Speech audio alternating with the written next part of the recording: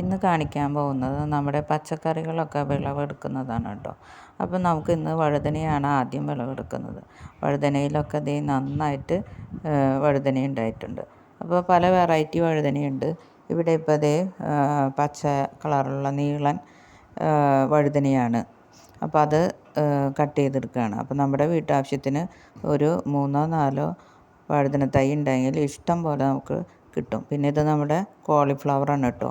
Cauliflower ഇപ്പോൾ സമയം കഴിഞ്ഞു തുടങ്ങി എങ്കിലും നമുക്ക് അവസാനമായിട്ട് ഉണ്ടായി നിന്നതാണ്. അപ്പോൾ ഇത് കോളിഫ്ലവർ നല്ല പുഴുവൊന്നുമില്ല, ഒരു പുഴുക്കുത്തോ ഒന്നും ഇല്ലാണ്ട് നമുക്ക് കിട്ടും. നമ്മുടെ വീട്ടാവശ്യത്തിനായിട്ടുള്ള പച്ചക്കറികളാണ് ഇപ്പോൾ ഇതെല്ലാം. പിന്നെ ക്യാബേജും അതെ.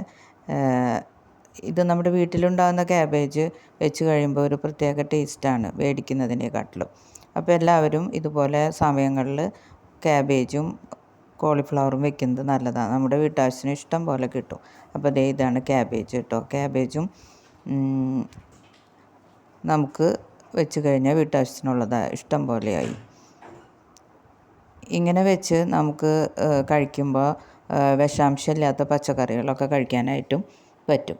പിന്നെ നമ്മുടെ ചീര അത് നമ്മൾ ഒരു പ്രാവശ്യം മുറിച്ചെടുത്തതാണ്.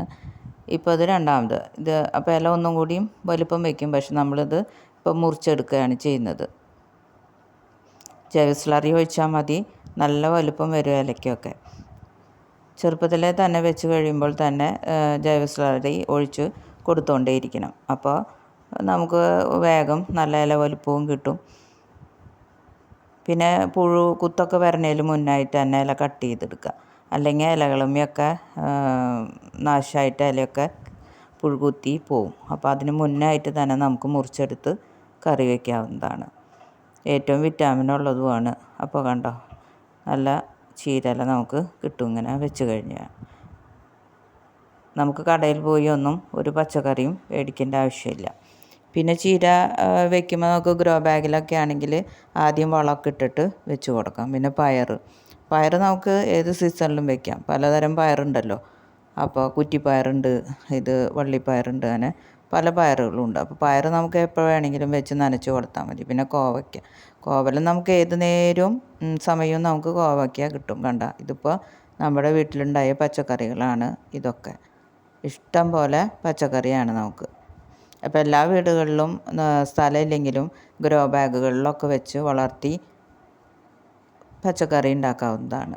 അല്ലെങ്കിൽ മുളക് തയ്യോ, അതുപോലെ തന്നെ നവംബർ മാസം ഡിസംബറിലൊക്കെ നമുക്ക് കോളിഫ്ലവർ, ക്യാബേജ് ഇതൊക്കെ വെക്കാവുന്നതാണ്.